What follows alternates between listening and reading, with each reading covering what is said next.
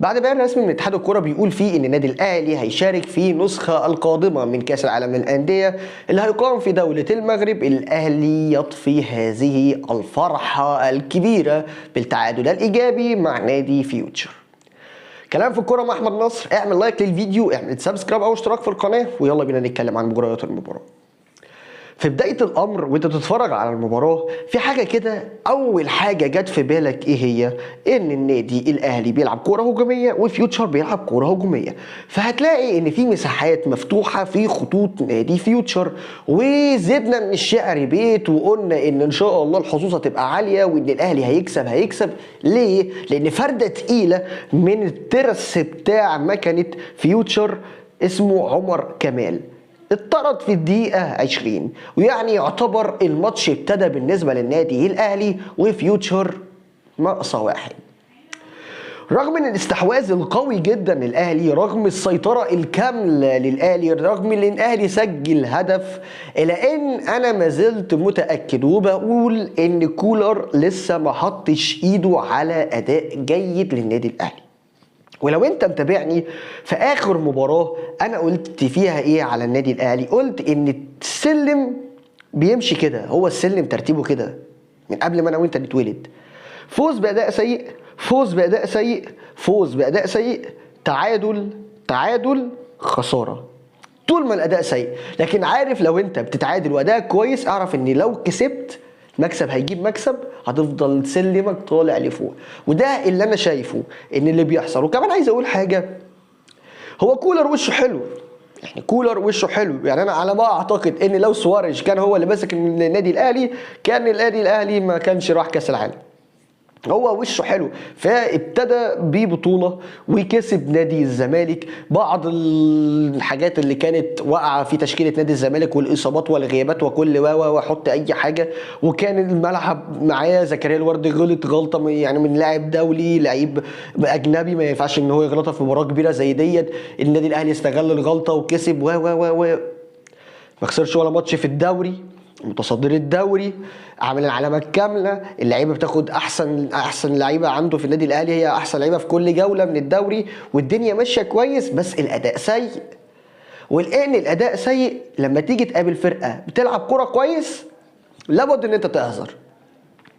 فانت وانت بتتفرج على المباراه، كل كوره بتخرج من فيوتشر وتوصل لل 18 عند الاهلي فهي خطيره، وكمان بتبين ضعف اداء المدافعين النادي الاهلي.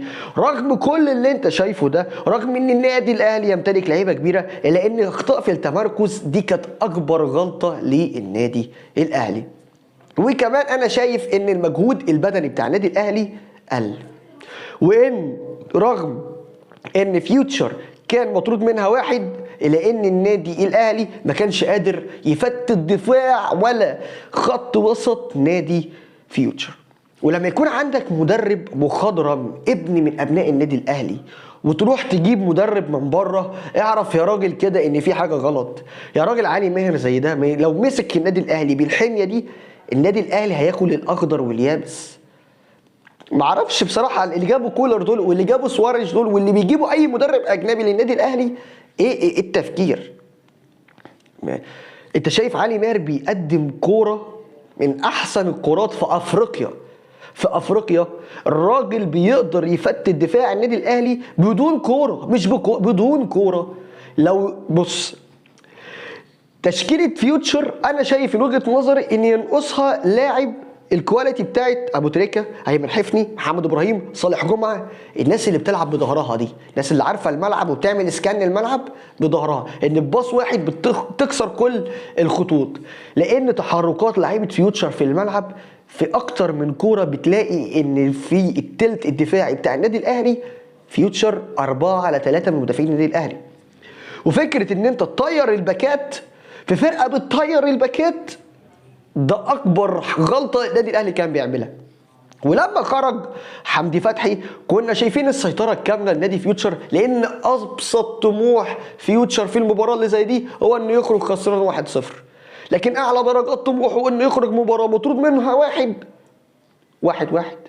خلي بالك فيوتشر كان يقدر يكسب، ولو كان عنده مهاجم قوي او مهاجم بيخلص كان حط جون واثنين وثلاثه في النادي الاهلي.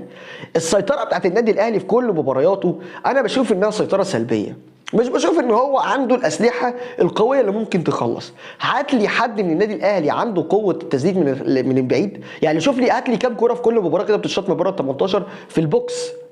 طب بلاش، هات لي فروت قناص مركز 9، جبنا شادي حسين، جبنا حسام حسن، جبنا بيلعب محمد شريف، حطيت فيه بيرسي تاو ولسه ما لقيتش التسعه. يعني مركز 9 ده لسه مش موجود في النادي الاهلي، لسه مش باين له، لسه مش واضح له. ولو الاطراف بتاعت النادي الاهلي زي برونو سافيو واحمد عبد القادر وكريم فؤاد وحسين الشحات، الناس دي لو اختفت النادي الاهلي مش هيسجل. وده اللي حصل في ماتش الاهلي، ان فيوتشر لعب 4-4-1، 2 على كل خط و2 على كل لاعب من نص الملعب. عشان كده هتلاقي ان تحس ان هو بيلعب ب8 مدافعين، بيلعب دفاع متاخر ومأخر كمان نص الملعب، وبيلعب على المرتده اللي لو كان عنده مهاجم سريع زي احمد عاطف وكان سليم ولعب كان الامر اختلف تماما. طيب هو يا قفشه انت مش ناقص، يعني هو انت مش ناقص قصدي الفتره دي جمهور الاهلي مركز قوي مع قفشه. وكوره قفشه الغريبه جدا هو انه انا دي يعني ما بتعجبنيش، يمكن تعجب غيري، يمكن تتفق معايا، يمكن تختلف معايا، لكن انا بشوف ان محمد مجدي قفشه لما بيمسك الكوره هو ما بيعملش اي حاجه خالص غير ان هو يعطل اللعب بس. انا ما بشوفش غير ان هو بيعطل اللعب بس، يفضل يلف بالكوره وشمال ويمين وفي الاخر يعمل الباص السهل البسيط. انا ما بفهمش هو ايه، يعني انا ما بفهمش هو ايه. حتى القاضيه اللي بيقولوا عليها انها يعني هي دي اللي خلصت الكلام او هو ده خلاص بطل كوره بعدها، انا شايف انها اصلا خارجه من رجله قلشه، هو حط وش رجله وهي راحت كده. يعني هو برده مش من اللعيبه اللي هي بتعملها باستمرار فدي راحت لبست معاه، لا هو هي جت وكان رزقه وخلاص. فعشان كده لما تلعب بيلين بالطريقه دي يا راجل يا راجل، انت حتى بحساسيه الكوره ما حسيتهاش، يعني انت حطيتها ونزلت على الخط وطلعت تفرح. احنا بنلعب في الشارع، لما تفرح الناس تجري وراك وخلصت. ولا لاعب من النادي الاهلي جري ورا قفشه، ده معناه ان انت بتاع كشري يا قفشه، يعني ده معناه ان انت بتاع كشري. لان لو الكوره جت في العارضه ودخلت يعني جون، كان نص لعيبه الاهلي راحت معاك والنص التاني ما شافهاش، ولا النص، فاهم قصدي؟ انا شايف بقى ان لابد ان الاهلي يقعد مع نفسه كده، جاي له ماركاتو شتوي يقدر ان هو يعني يعمل احلال وتجديد. انا شايف ان النادي الاهلي عايز مهاجم اجنبي سوبر، عايز مدافع قوي. انت عندك مدافعين، 4 مدافعين ما فيهمش غير عبد المنعم. انا شايف ان كان محمود متولي، ولكن يعني هل الاهلي هيصبر على لاعب او في مرحله تقدر تصبر على لاعب؟ رامي ربيعه انا شايف ان رصيده خلص من زمان قوي، انت مبقي عليه ليه؟ يعني هو مدافع قوي وكويس وجميل بس كفايه خلاص، كفايه. انت صبرت على لاعب مش فاهم ليه لحد دلوقتي. انا بشوف ان الزمالك والاهلي واي فرقه بتلعب على بطوله ما عندهاش الفكره بتاعت ان احنا نصبر على لاعب دي. ما انا شايف كده، انا بصراحه شايف كده. الجاهز يلعب، الفايق يلعب. مستواك وقع، انا النادي ما بلعبش، انا بلعب على طول على بطوله، عايزك على طول مديني 100%، على طول انا بلعب على المكسب بس على طول. فبالتالي فكره ان انا اصل النهارده انت مش موافق فضيعتني انفرادين ودول اثروا معايا في المباراه فممكن الدوري يخرج مني على نقطه، لا دي صعبه. فكره ان انت مش موافق فالراجل رقصك وحد دخل فيها جون، صعبه. فكره ان انت مش موافق الكوره مسكتها نزل من تحت ايدك دخل الجون، برضه صعبه. يعني وخلي بالكم يا جماعه، انا شايف ان يعني الشناوي من واضح ان عليه حمله قويه جدا جدا جدا. ويعني الشناوي كبير، كبير سن، يعني الحراس ما بيعترفوش بيه. الحضري لعب لحد حاجه و30 سنه ولا حاجه و40 سنه، مش دي المشكله. كمان عايزين نقول حاجه تانية، مهما كان الشناوي حارس مستواه عالي، لابد ان انت تبقى عارف ان في اهداف مش منه. وان مش كل كره لازم يجيبها. يعني هدف زي النهارده ده لا يتحمله الشناوي تماما تماما، ولا من قريب ولا من بعيد. انا شايف اللي يتحمله اتنين، اكرم توفيق، والاتنين جوز الدفاع كان متولي وعبد المنعم. لان الكره اتلعبت كده كده جون، حضرتك انت واقف بتعمل ايه؟ طب اكرم هنقول قصير والراجل ركبه من فوق وحط الكوره وجابها. طب الراجل التاني اللي متولي اللي الكوره عدت من قدامه كده خطفها من قدامك ازاي؟ يعني الكوره عدت كده، الواد حط رجله قبليك، مش هيعمل فيها ايه الشناوي؟ انا ما زلت ومصمم، ولو انت تختلف معايا قول لي، نادي الاهلي مستواه سيء جدا واداؤه بيعملش حتى المطلوب، هو بياخد ال3 نقط بس. الفترة اللي جاية فترة مفرمة، لو الاهلي ما فوقش نفسه مش هيقوم له قوم. طيب انت عايز تعرف الماتشات اللي جايه ايه؟ الماتش اللي جاي فاركو، بعد الماتش اللي جاي فاركو هيبقى ايه؟ الماتش اللي جاي بعد فاركو سموحه، وبعد سموحه غالبا بيراميدز، وبعد بيراميدز مصري، وبعد مصري انبي، او غالبا انبي بعد كده مصري، مش فاكر كتير. لا انت دخلت المفرمه. الماتشات الاولانيه دي كانت سهله، كانت سهله وعرفت تاخد منها النقط، اما حله داخليه كلام عبيط كده. لكن دلوقتي انت هو ده ماتشات الدوري، وهيبان كولر اذا كان جامد ولا تعبان.